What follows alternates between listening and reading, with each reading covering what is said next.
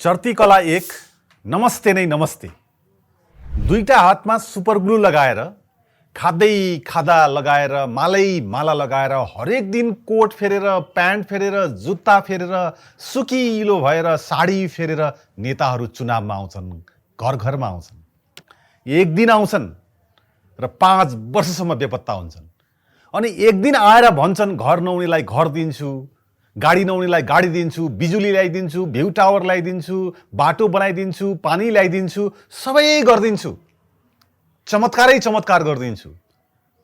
यतिसम्म भन्न भ्याउँछन् कि गर्लफ्रेन्ड नहुनेलाई गर्लफ्रेन्ड दिन्छु, बोयफ्रेन्ड नहुनेलाई बोयफ्रेन्ड दिन्छु, बिहा नहुनेको बिहा पनि गरिदिन्छु, यसो भन्छन् र उनीहरू मत माग्न आउँछन्।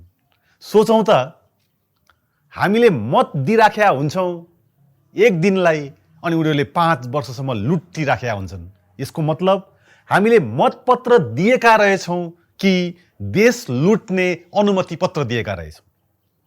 मेरो विचारमा आजसम्म भएको चुनावमा जनताले अथवा मतदाताले मतपत्र दिएको होइन, देश लुट्न, जनताको रगत र पसिना लुट्ने अनुमति पत्र दिएको। चर्ती कला 2 भोजै भोज भतेरै भतेर। सोचौँ त, 20-30 वटा बाइक हरेक दिन लगाउँछन् उनीहरूले।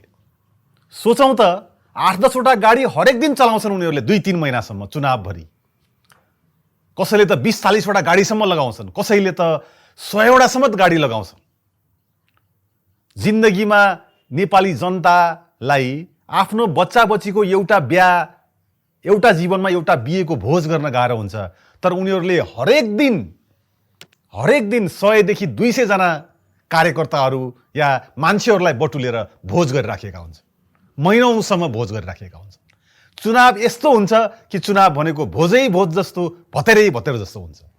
त्यति मात्र हुँदैन, चुनावमा साँझ परेपछि हरेक दिन बियर र रमको बाजाबाज हुन्छ। साँझ परेपछि हरेक दिन भोडका र वाइनको भनाभन हुन्छ। यो चुनावमा जब चुनाव आउँछ, चितवनको ब्रोइलर कुखुरा अभाव हुन्छ, स्कार्सिटी हुन्छ। कुखुरा रहँदैन बजारमा, बङ्गुर रहँदैन, पाडो रहँदैन। यसरी चुनाव यस्तो हुन्छ कि यो भोजै भोज जस्तो, भतेरै भतेर जस्तो हुन्छ। सोचौँ एकचोटि, यत्रो महिनौसम्म यसरी भोजै भोज गर्ने, रक्सी नै रक्सी खुवाउने, देशैभरिका कुखुराहरू, बङ्गुरहरू, पाडोहरू सिद्ध्याउने, यत्रो पैसा कहाँबाट आउँछ? चर्ती कला 3 व्यापारै व्यापार। यो चुनावमा एउटा उम्मेदवारले जित्ने खालको अलि ठुलो पार्टीका उम्मेदवारहरूले 5 करोड 10 करोड भन्दा बढी खर्च गर्दा रहेछ। 165 वटा निर्वाचन क्षेत्रमा 5 करोड मात्रै खर्च गर्दाखेरि 40 अर्ब रुपियाँ खर्च हुँदो रहेछ। 10 करोड खर्च गर्यो भने 80 अर्ब भन्दा बढी पैसा खर्च हुँदो रहेछ। कोही त एकैजना हेलिकप्टरमा चढ्छन् र दिनमा 10 लाख 15 लाख रुपियाँ एकजनाले खर्च गर्छ। खरबौं रुपियाँ पैसा सकिँदो रहेछ।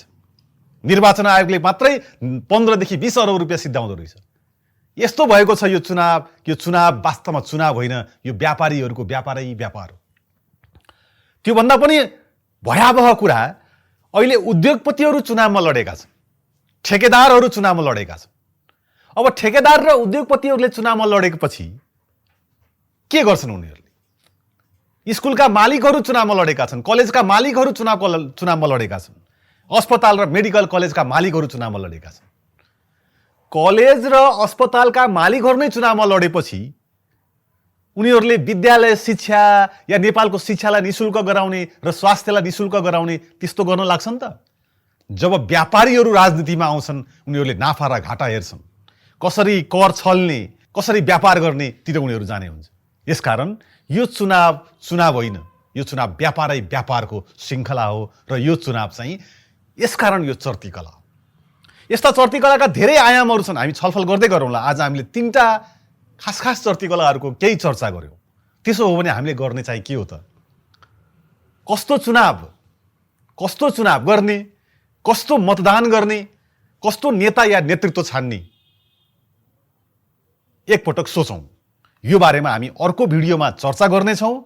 तर अहिले चाहिँ हामी एउटा कुरा के ग्यारेन्टीका साथ भन्न सक्छौँ भने यो चुनावमा हामीले जसलाई जिताए पनि एकाध मान्छेहरू केही एकाध शक्तिहरू देशभक्त होलान्, इमान्दार पनि होलान्, तर यसको मूल प्रवृत्ति चाहिँ लुटेराहरू मात्रै छान्न पाउने, लुटेराहरूले मात्रै जित्ने यो चुनाव हो। यसकारण यो चुनावको कुनै तुक छैन, यसको कुनै अर्थ छैन। त्यस्तो खालको चुनावको हामी परिकल्पना गरौँ। हामी अर्को भिडियोमा चर्चा गर्नेछौँ कस्तो चुनाव भनेर। तर अहिले चाहिँ हामी एउटा निष्कर्षमा पुगौँ कि यो चर्तीकलै चर्तीकलाहरूको चुनाव हो, चर्तीकलै चर्तीकलाहरूको चुनाव हो। धन्यवाद।